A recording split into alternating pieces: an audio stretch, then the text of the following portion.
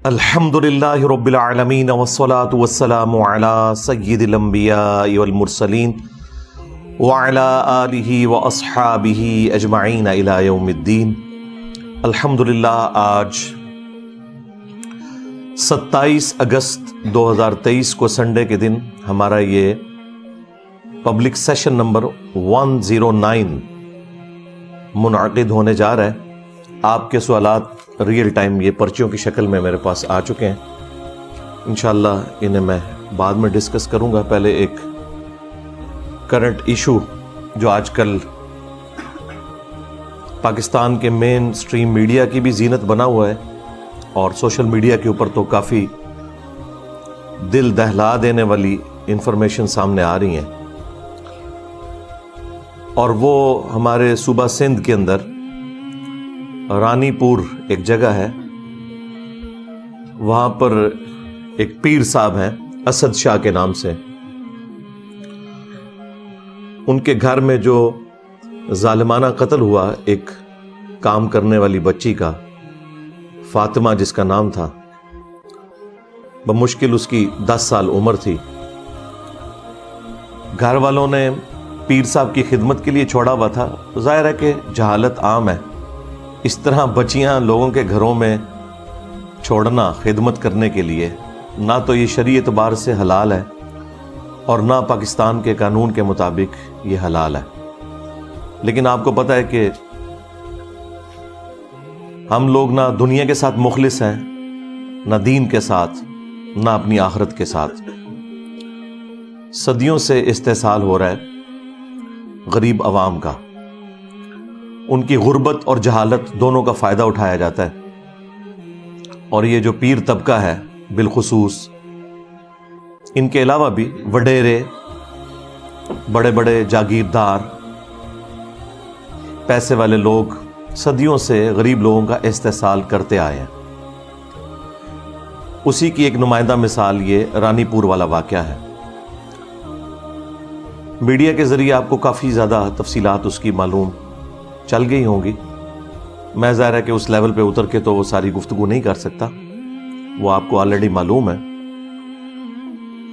میں تو اس کے ان پہلوؤں کے اوپر گفتگو کروں گا جو ہمارے اس پلیٹ فارم کا تقاضا ہے کہ ہم حق کے لیے آواز بلند کریں۔ افسوس کی بات یہ بھی ہے کہ سندھ میں پچھلی 3-4 دہائیوں سے اس سیاسی جماعت کی حکومت ہے کہ جو اپنے آپ کو ڈیموکریسی کا چیمپئن کہتی ہے،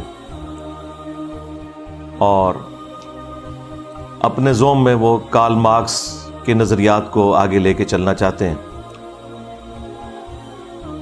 لیکن پریکٹیکلی وہاں پر اسی طریقے سے فیوڈلزم جاری ہے، پیر فقیری کی فارم کے اندر، اور یہ سارے پیر فقیر تمام جماعتوں کے اندر اعلیٰ پوسٹوں کے اوپر بیٹھے ہوئے ہیں۔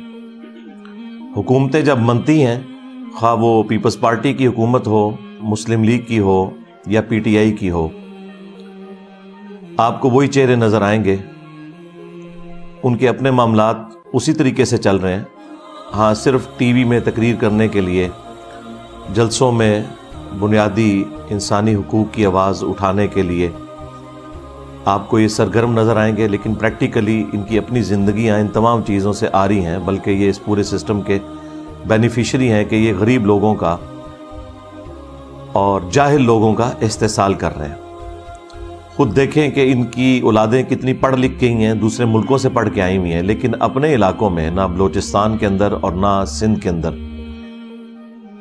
یہ لوگ سکولز اور کالجز یا یونیورسٹیز کو پروموٹ کرتے ہوں، بالکل آپ کو ایسا نظر نہیں آئے گا۔ یہ چاہتے ہیں کہ عوام جاہل رہے اور اس طریقے سے ہم انہیں اپنا غلام بنا کر رکھیں، کیونکہ جب جہالت دور ہوتی ہے تو سب سے پہلے ان لوگوں کی جو چودراہٹ ہے وہ سٹیک پہ لگ جاتی ہے، جن لوگوں نے لوگوں کی جہالت کا فائدہ اٹھایا ہوتا ہے۔ یہ اتنے بڑے 2 ہتھیار ہیں ان کے پاس، ایک جہالت اور دوسرا غربت، کہ جس کے ذریعے یہ کچھ بھی کر سکتے ہیں۔ ورنہ کس کا دل کرتا ہے کہ چھوٹے سے بچے، ہم خود بچوں والے ہیں، دوسروں کے گھروں میں خدمت کے لیے چھوڑ دیں.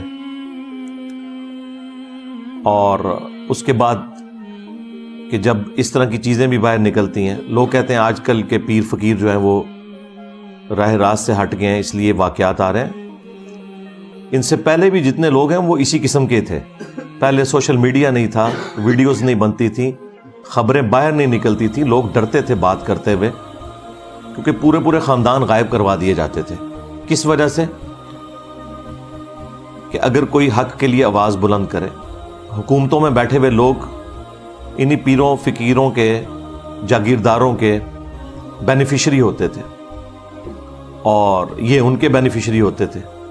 اس وجہ سے کوئی آواز بلند نہیں کرتا تھا, پورا خاندان قتل ہو جاتا تھا. یہ آج بھی یہ جدید جو اس دور کے اندر آپ کو سچائی کے لیے آواز اٹھانا آسان ہو گیا میڈیا کی برکت سے, تو یہ بھی آپ گوروں کو دعائیں دیں کہ اللہ تعالیٰ انہیں ہدایت دے. یہ انہوں نے ایک بہت بڑا کام کر دیا, ادروائز ہمارے بڑوں نے تو ہمیں جاہل ہی رکھا.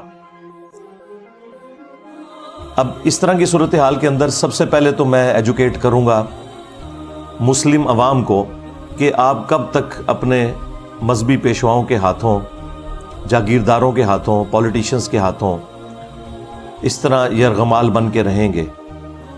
یہ کون سا اسلام ہے کہ آپ چھوٹے چھوٹے بچے اور بچیاں ان سو کالڈ پیروں کے اور بزرگوں کے حوالے کرتے ہیں, اور اس حمام کے اندر سارے ننگے ہیں. 2 ہفتے پہلے ہم ایک جج کو ڈسکس کر رہے تھے, اس کے گھر میں ایک ملازمہ تھی, اس کی کتنی پٹائی کی جاتی تھی. جس طرح یہ اسد شاہ جو پیر ہے, اس کے گھر میں بھی اس کی بیوی اس کی پٹائی بھی کرتی تھی. وہی سیم صورتحال, اس کے جسم میں بھی کیڑے پڑ گئے, ہڈی ٹوٹی ہوئی تھی جب اس کی لاش کو غسل دے رہے تھے.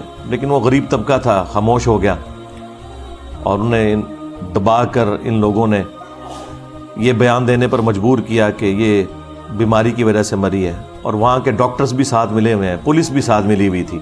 یہ تو جب سوشل میڈیا کے اوپر اس طریقے سے آواز بلند کی گئی لوگوں نے, تو پھر جو سینئر پولیس کے آفیسرز ہیں وہ میدان عمل میں اترے ہیں, انہوں نے ایک دلیری دکھائی ہے اور اس پورے معاملے کو لیا ہے. اب تو آپ کو پتہ ہے کہ پوسٹ مارٹم بھی ہو چکا ہوا ہے اس بچی کا, اور وہ سب کچھ ثابت ہو گیا ہے. اس کا جسمانی استحصال بھی ہوا ہے اور جنسی استحصال بھی ہوا ہے. ایک چیز میڈیکل رپورٹ کے اندر آ چکی ہے. 10 سال کی بچی, اور دیکھیں اس کی زندگی کے آخری لمحات کیمرے میں بھی کیپچر ہیں جس میں وہ تڑپتے ہوئے جان دے رہی ہے.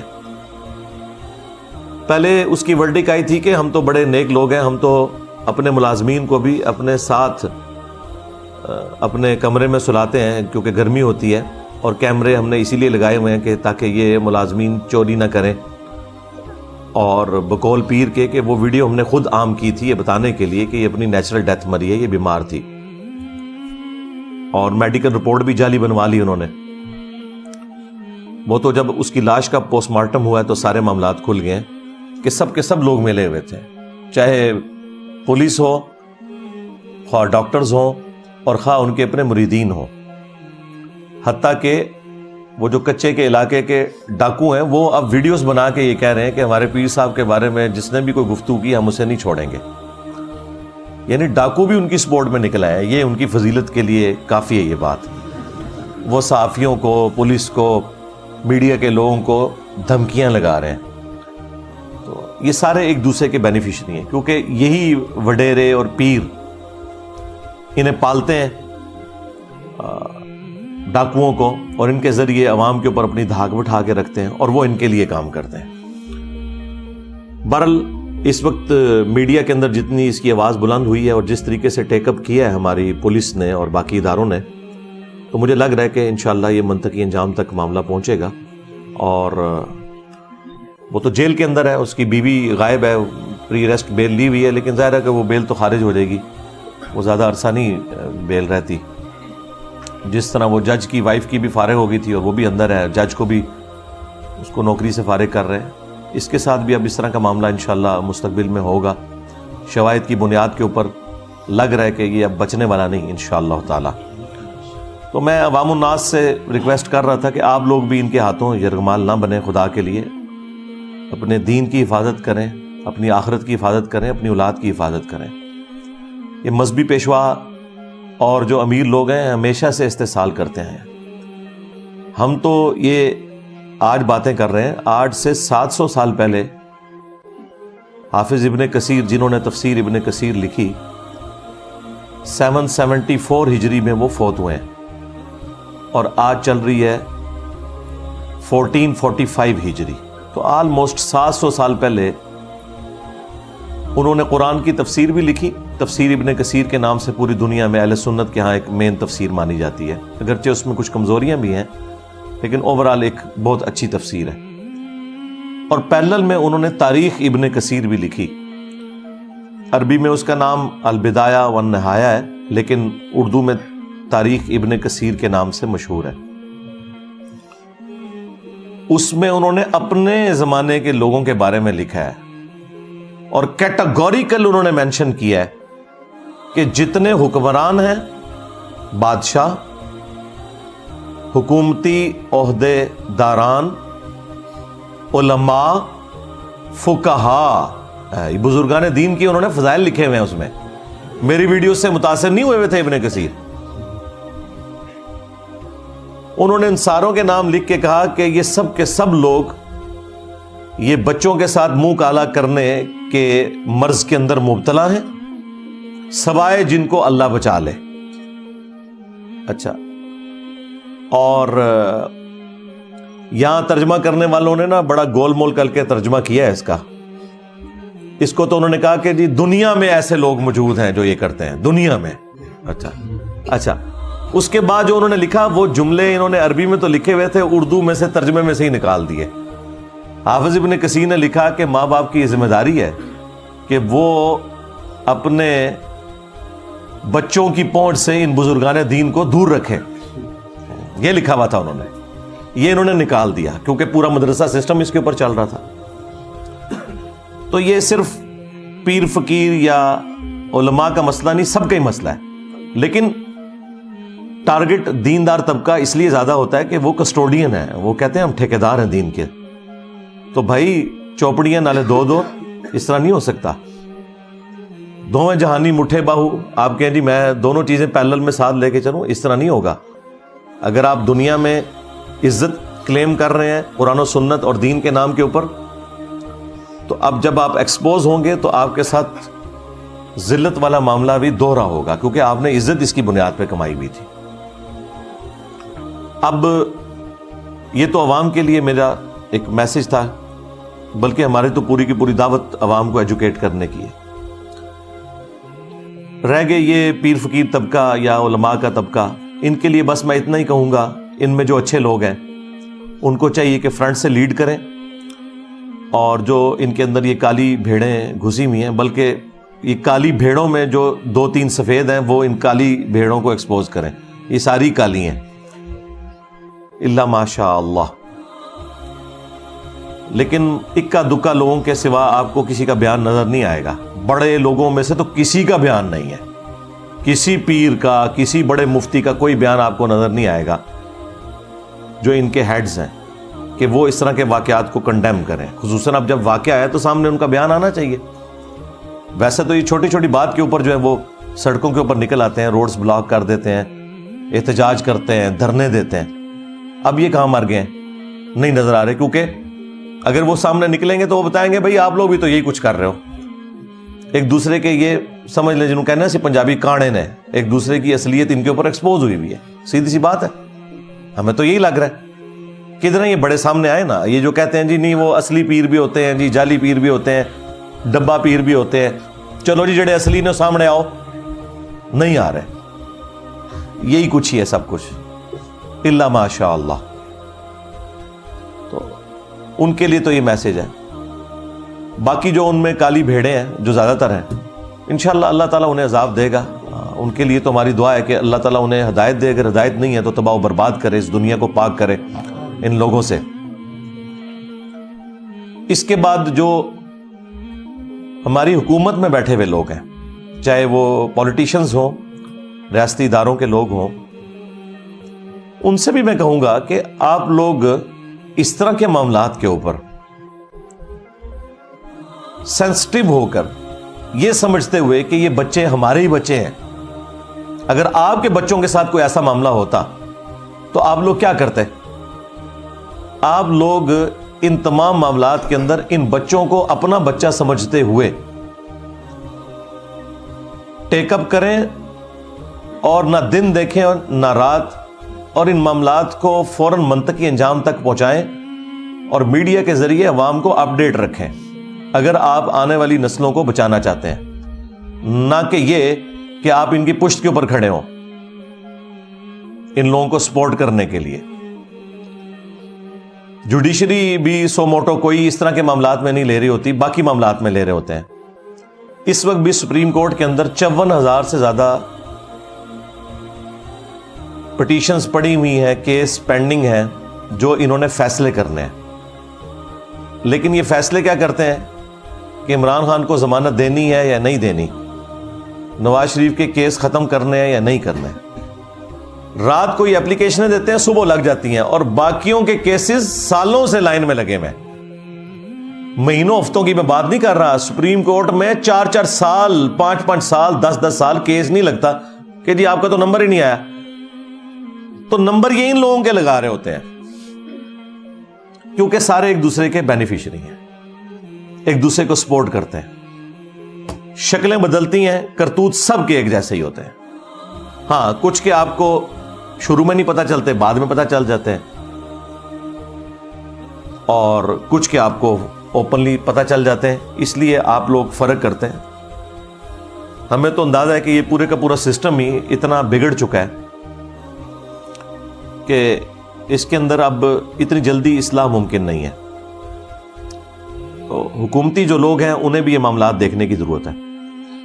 یہ تو میں نے ساری جنرل باتیں کی، اب میں قرآن و سنت کے حوالے سے 2-4 باتیں عرض کر دوں۔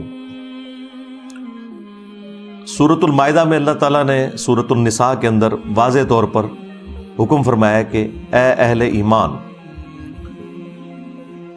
اللہ کے لیے کھڑے ہو جاؤ انصاف کے لیے گواہی دیتے ہوئے۔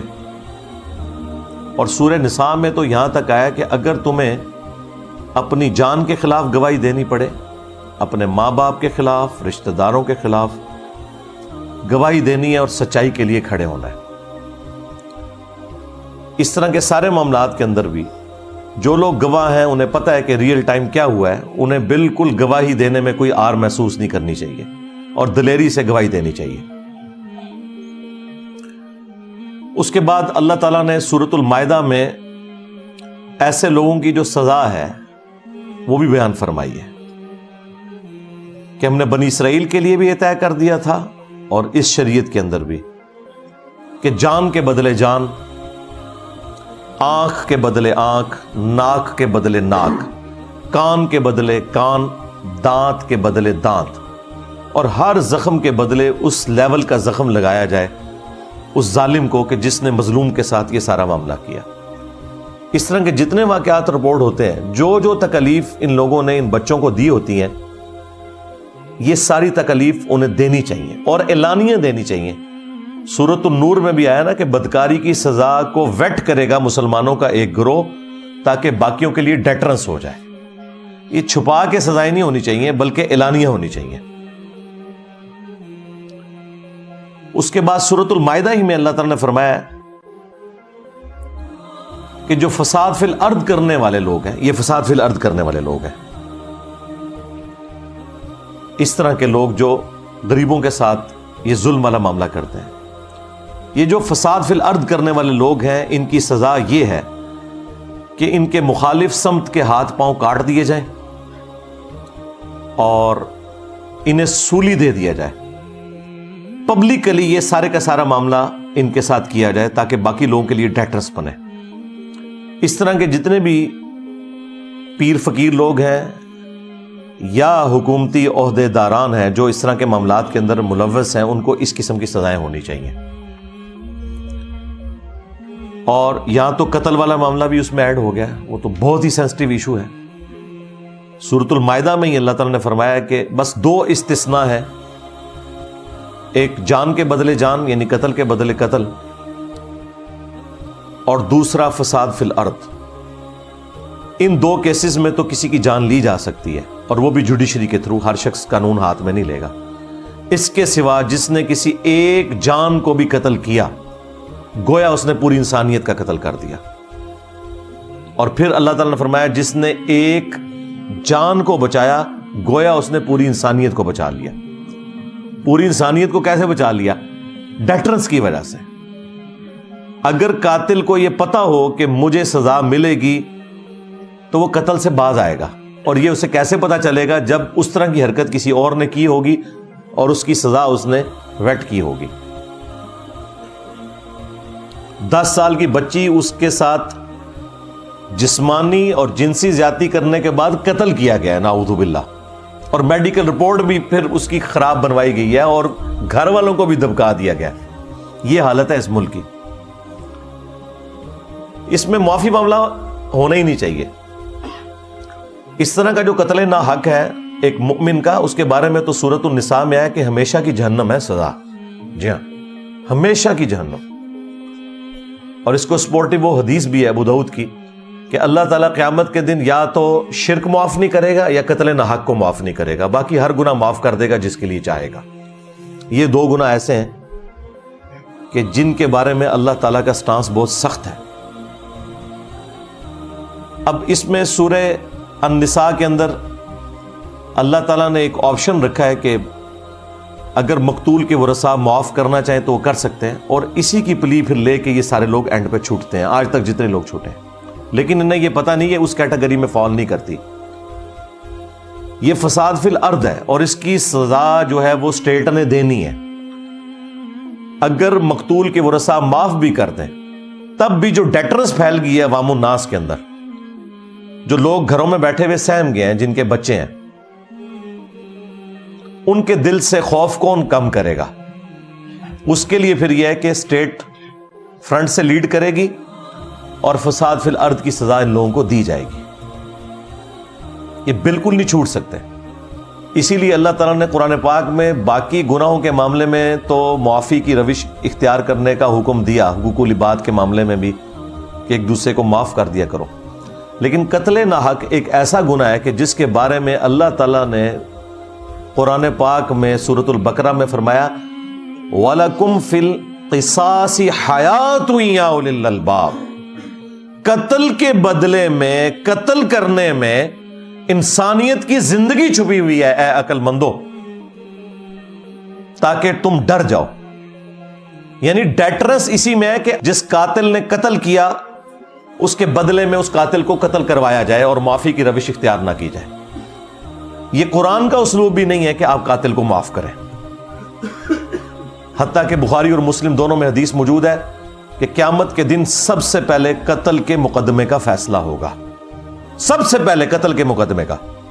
جی ہاں، ایک حدیث ابو داؤد کے اندر ہے کہ سب سے پہلے نماز کے بارے میں سوال ہوگا، لیکن وہ ہے حقوق اللہ کا معاملہ. کیونکہ سنن نسائی کے اندر ایک حدیث ہے کہ حقوق اللہ میں سب سے پہلے نماز کے بارے میں فیصلہ ہوگا اور حقوق العباد میں قتل کے مقدمے کے بارے میں سب سے پہلے فیصلہ ہوگا. اور وہ فیصلہ کس لیول کا ہے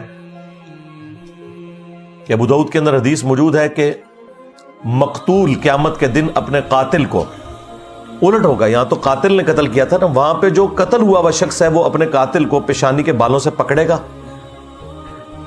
اس حال میں کہ اس کی اپنی رگوں سے خون بہ رہا ہوگا، اور وہ اسے گھسیٹتا ہوا اللہ تعالیٰ کی بارگاہ کے اندر پیش کرے گا. اللہ تعالیٰ کے عرش کے پاس پہنچ جائے گا اور کہے گا کہ یا اللہ آج مجھے انصاف چاہیے کہ اس نے دنیا میں میری جان کیوں لی تھی. اتنی اللہ سے فرینکنس ہے مقتول کی کہ وہ قاتل کو پیشانی کے بالوں سے پکڑ کے اللہ کے پاس پہنچ جائے گا. یہی حدیث جب سنن نسائی میں آئی ہے تو اس میں وہ صحابی کہتے ہیں کہ اس حدیث کی وجہ سے وہ اپنا فتویٰ ساتھ دیتے ہیں کہ اعانت نہ کرو، مدد نہ کرو کسی قاتل کی مقتول کو قتل کرنے کے معاملے میں. اور وہ اسپیشلی حکمرانوں کو ذکر کرتے ہیں کہ اپنے معاملات کو سدھار لو.